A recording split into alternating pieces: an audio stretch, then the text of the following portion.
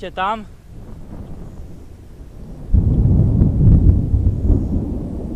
O! A słyszycie? Tam od 2 dni chcę dojechać. A powinien dojechać w pół dnia. Tylko że drogi w Mongolii są takie, że jak jest mapa i na mapie jest droga, to wcale nie znaczy, że tam jest droga. Albo są też takie drogi, których na mapach nie ma. Spotkałem nawet taką drogę, która była w połowie przedzielona betonowym murem. Była sobie droga, piękny asfalt, mur i za murem znowu asfalt. I tam chcę dojechać od 2 dni. I tam jest wielka burza teraz. No i tak stoję i czekam, nie? Aż minie. No bo co innego robić? Nie, ale naprawdę, drogi w Mongolii są straszne. I tak jak jeszcze, powiedzmy, że tam te asfaltowe, główne, no to w 80% zgadza się to, co jest na mapie z rzeczywistością. Tak jak już się wyjedzie w step, jest 1 500 000, 100 900 najróżniejszych ścieżek. I która gdzie prowadzi? No nie wiadomo. O, taki widoczek tutaj.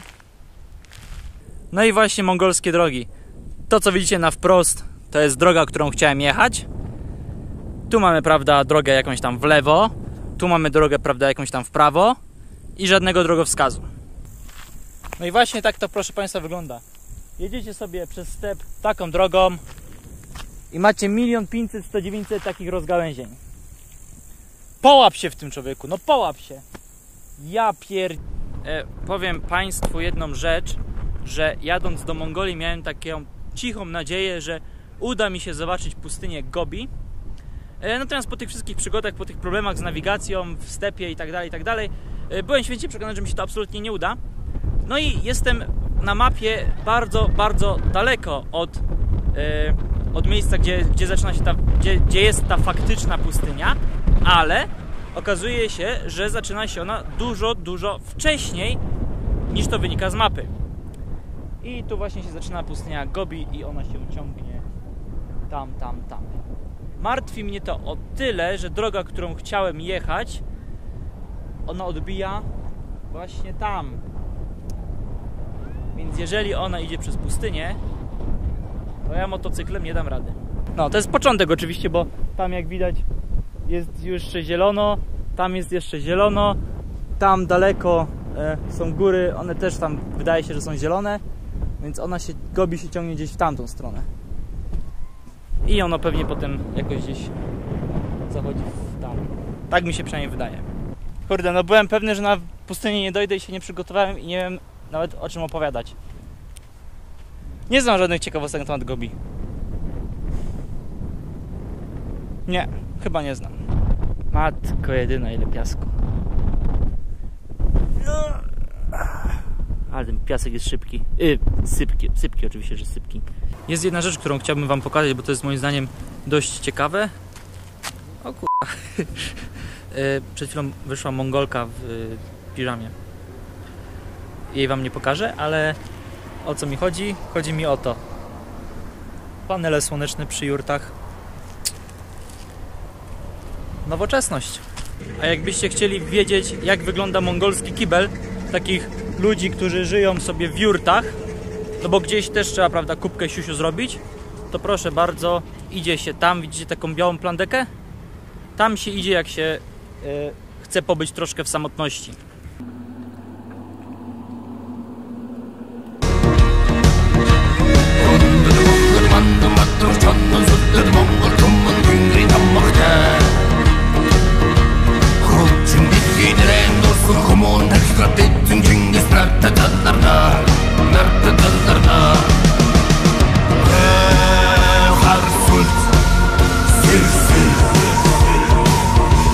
Dobra, chciałem o tym popowiadać przy jakiejś lepszej okazji, ale mam ochotę sobie troszkę ponarzekać, to sobie ponarzekam. Mongolskie jedzenie jest straszne, jest naprawdę strasznie okrutne, wręcz bym powiedział.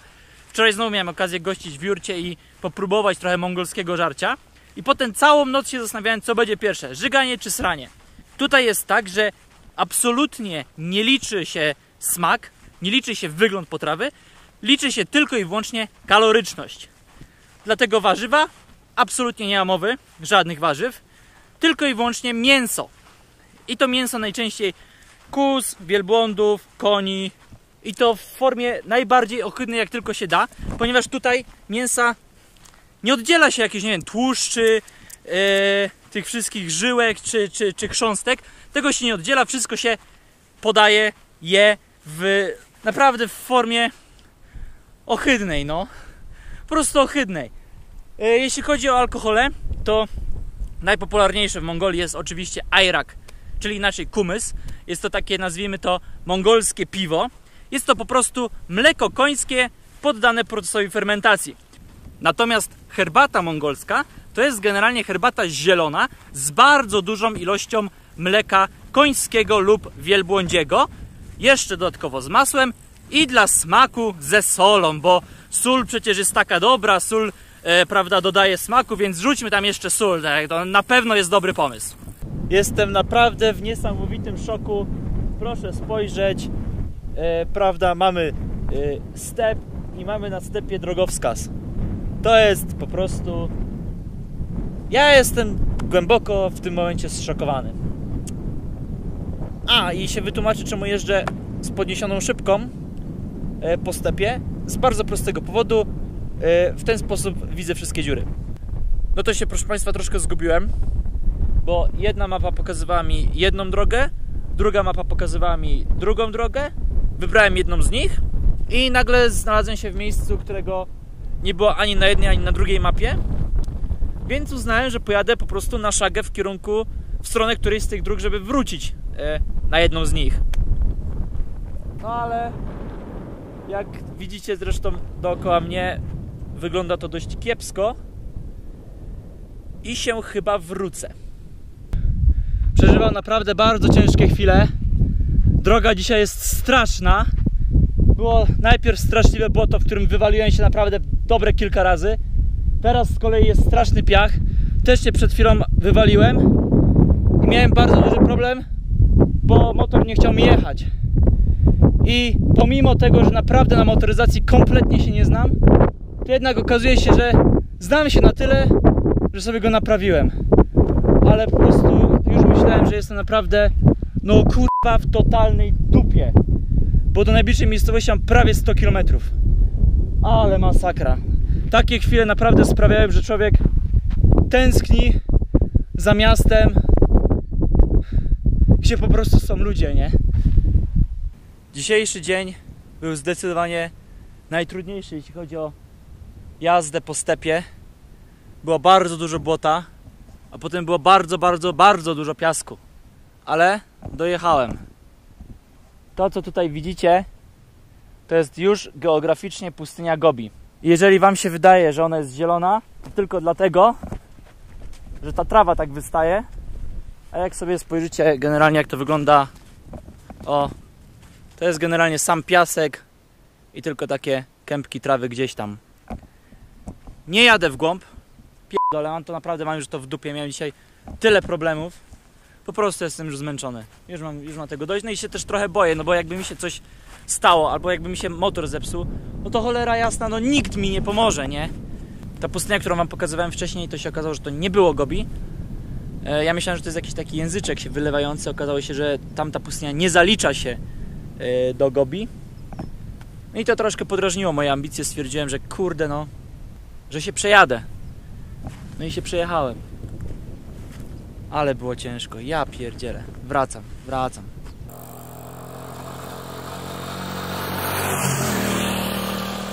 Easy Rider, przeszło mi przez głowę Easy Rider. Głupiec jednym słowem, lecz ciągnęło mnie jeszcze strony te dalekie, gdzie tak swojsko nam pachnie ścianem i człowiekiem. Easy Rider, Easy Rider.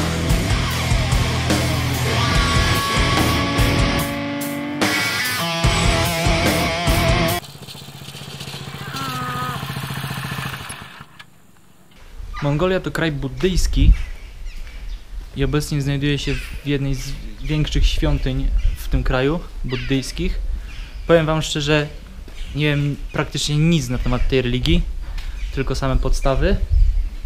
No nie wiem, no to są jakieś takie kręcidełka, można sobie pokręcić, ale po co? I Co to znaczy? Oczywiście okres sowietyzacji zrobił swoje i dzisiaj w Mongolii osób praktykujących jakąkolwiek religię jest stosunkowo niewielu. Jakieś takie, nie wiem, gdzieś widziałem rozłożone słodycze i jakieś takie coś, po czym muchy łaziły. Nie wiem, ja nie rozumiem, przyznaję szczerze, musiałbym się douczyć, bo dla mnie jest to wszystko troszkę dziwne. O, tam ludzie chodzą i kręcą, ale po co? W ogóle nawet nie patrzę na to, co się wylosowało. Nie rozumiem.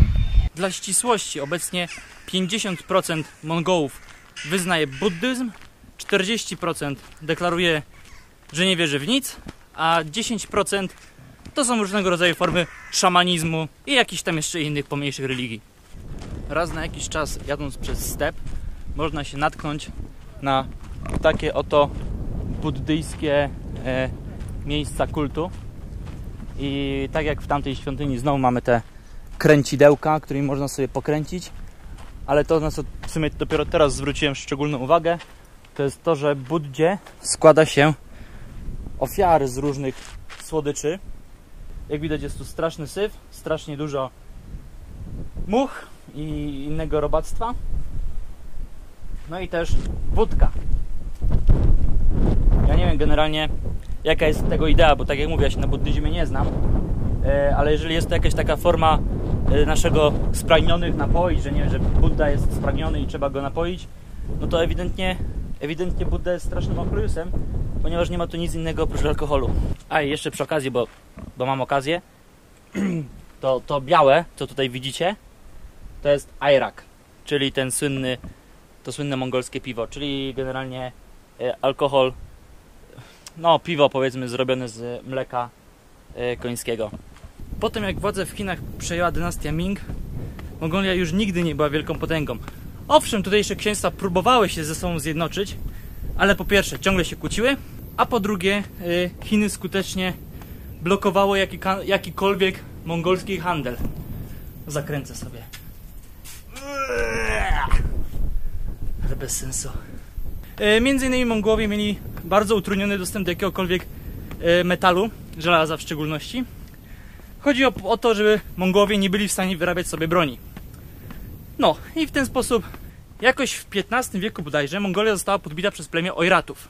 Oiraci krzywili buddyzm bardzo mocno i ponieważ Oiraci nie byli Mongołami, a chcieli Mongolią rządzić, to nie mogli dziedziczyć tutejszej władzy, nie mogli być Hanami z pokolenia na pokolenie, więc wielkiego Hana wybierali tybetańscy Dalaj Lamowie. No i właśnie w tym czasie Mongolia była największym obrońcą Tybetu. Robiłem fajne ujęcie na takiego chłopaka, który sobie szedł przez step i w pewnym momencie chłopak się zatrzymał i tak sobie coś tam patrzy na dół, nie? I dopiero po chwili się zorientowałem, że nagrywam chłopaka, który sika.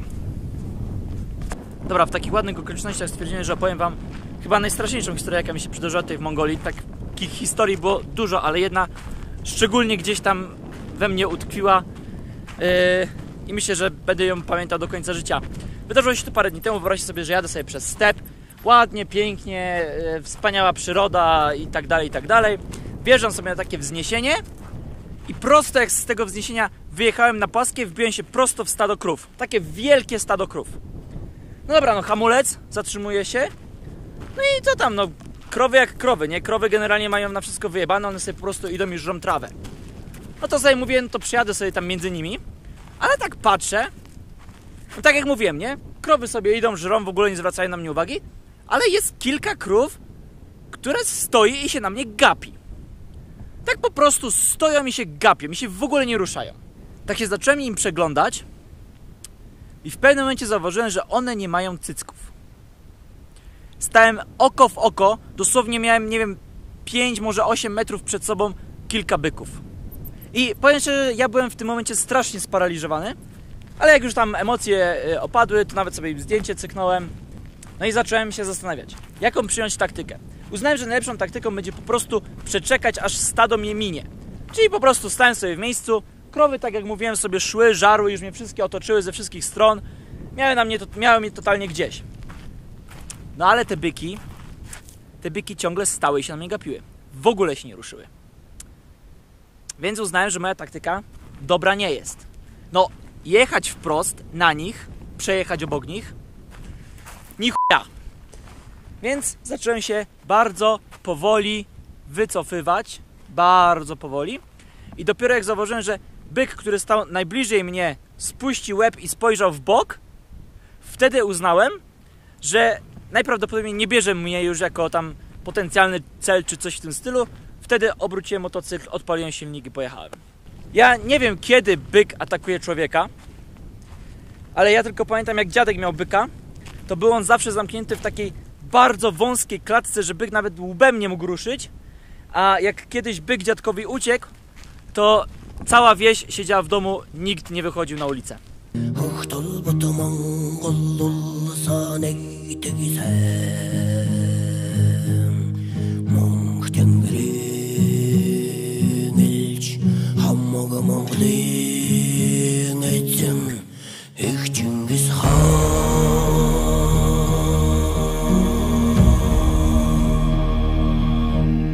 Mongolię na stałe zamieszkuje 10 Polaków.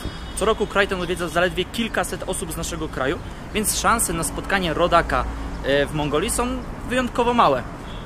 Mimo wszystko, wczoraj wieczorem spotkałem pewną dziewczynę, panią doktor, specjalistkę od buddyzmu i od historii i spraw społecznych Mongolii. I dzięki niej sporo się dowiedziałem. Szkoda właśnie, że niestety tak późno, ale tylko wytłumaczę parę spraw, które uważam, że są dość ciekawe. Po pierwsze, to buddyzm jest bardzo skomplikowany. Jest wiele odłamów. W ramach odłamów jest wiele sekt. W ramach sekt jest jeszcze wiele różnych szkół. Więc generalnie nie ma czegoś takiego, że jest jakiś tam jednolity buddyzm, tylko wszystko jest bardzo skomplikowane. No i jak mamy świątynie buddyjskie i te słynne kręciołki, to chodzi w tym o to, że w buddyzmie jest coś takiego, jest jakaś taka wiązanka, nazwijmy to modlitwa, którą trzeba wypowiadać. Jak się ją wypowiada, to świat staje się lepszy. Więc im więcej się, nazwijmy to, modlimy, tym świat jest lepszy. Tylko że modlitwa oczywiście zajmuje czas, więc na tych kręciołkach są inskrypcje tej modlitwy i jak się taki kręciołek przekręci, to jest tak, jakby się wypowiedziało to słowo, więc w ciągu kilku sekund można się pomodlić wiele razy.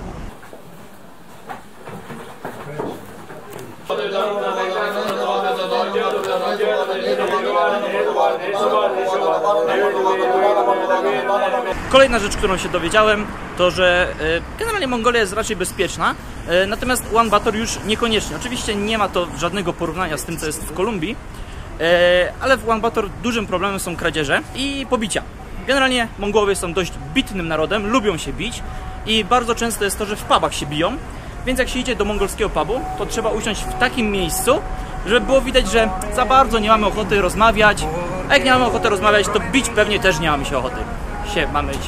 Kurde, ale zakręciłem to zdanie. Ciekawa też rzecz, jakieś 20-30 lat temu Mongołowie generalnie chcieli robić tutaj interesy z polskimi firmami, ponieważ no my mamy Śląsk, więc my się generalnie znamy na geologii, na górnictwie, tak myśleli Mongołowie, więc chcieli generalnie, żeby Polacy tutaj robili biznes i my, nasze firmy, nasze państwo mogłoby się tutaj naprawdę bardzo mocno wzbogacić. Tylko że Polacy zaczęli kręcić nosem, że nie, że my to się za bardzo nie znamy. No i obecnie, jeśli chodzi o geologię i górnictwo, dominują tutaj firmy z Niemiec. Jeśli chodzi o sport, to zdecydowanie numerem 1 w Mongolii jest koszykówka. Natomiast później, no wiadomo, tak jak wszędzie, piłka nożna. No i potem mamy sporty takie typowo mongolskie, czyli łucznictwo, jazda konna i zapasy. I te trzy ostatnie składają się na tak zwane mongolskie igrzyska, które nazywają się Nadam i które odbywają się zazwyczaj właśnie w miesiącach letnich. Ja miałem troszkę pecha, bo Nadam w Ulaanbaatar skończyło się 3 dni przed moim przybyciem, a w pozostałych częściach kraju jakoś nie miałem szczęścia, żeby na te igrzyska trafić. I ostatnia jeszcze rzecz na temat kultury. No kultura tutaj jest troszkę inna niż u nas. Generalnie nie jest uznawane za niegrzeczne przepychanie się pomiędzy ludźmi. Na przykład jeżeli jesteśmy w autobusie i chcemy przejść do wyjścia i ktoś stoi nam na drodze, to normalnie się go po prostu przestawia. Jak się mu nadepnie na nogę, no to wtedy trzeba przeprosić. Ale tak to nie ma żadnego przepraszam, czy mógł mi pan przepuścić, po prostu człowieka się przepycha. A jeszcze w ogóle mi się teraz przypomniało, że Mongolia jest znana z tego, że jest tutaj bardzo dużo skamieniałości dinozaurów. i szczególnie właśnie tam w rejonie Gobi odkryto bardzo dużo szczątków dinozaurów, które sobie tak po prostu leżały.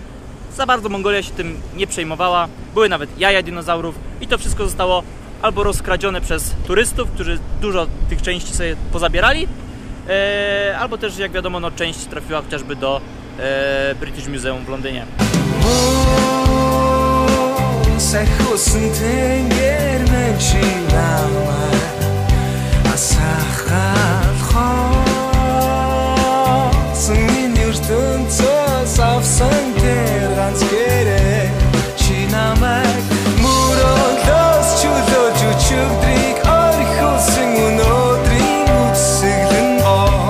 W XVII wieku Mongolia została od północy zaatakowana przez Imperium Rosyjskie. Rosjanie podbyli praktycznie całą Burjatię i przesunęli granice Mongolii mniej więcej tam, gdzie są one dzisiaj. W XVIII wieku Mongolia została za to zaatakowana przez Chiny i Chiny praktycznie całą Mongolię wzięły pod swoje skrzydła. Rządy chińskie były dość twarde, wprowadzono bardzo ostry mechanizm administracyjno-wojskowy, wprowadzono bardzo wysokie podatki, generalnie wykorzystywano Mongołów i dodatkowo utrudniano plemionom przemieszczanie się wewnątrz swojego własnego kraju. Chodziło tutaj o to, żeby plemiona nie komunikowały się ze sobą, żeby przypadkiem nie wpadły na pomysł, żeby się znowu zjednoczyć. Z tym, że układ mongolsko-chiński, mimo iż Mongolia należała wtedy do Chin, to tak nie do końca chińska była. Układ zakładał, że Mongolia jest osobnym państwem, z tym, że władzę sprawuje tam cesarz chiński. Więc gdy w 1911 roku dynastia Ming straciła panowanie, straciła władzę w Chinach, Mongołowie uznali, że nie muszą już więcej podporządkowywać się władzy chińskiej. Oczywiście Chiny absolutnie nie chciały tego zaakceptować i wtedy Mongolia zwróciła się o pomoc do Rosji. W wyniku rewolucji w 1924 roku została utworzona Mongolska Republika Ludowa. Wprowadzono oczywiście komunizm, zaczęło się usuwanie niewygodnych osób. Tutaj przykładem może być prezydent Mongolii Genden, który nie zgodził się, bo wiadomo jak to komunizm, likwidowanie religii. Genden nie zgodził się na to, nie zgodził się na eksterminację buddyjskich lamów, co zwróciło na niego uwagę Stalina, który go zamknął i do końca nie wiadomo co się dalej z nim stało. W połowie XX wieku w wyniku szeregu porozumień Mongolska Republika Ludowa została uznana za niepodległy kraj, oczywiście pod kontrolą Rosji, ale Chiny oficjalnie się Mongolii zrzekły.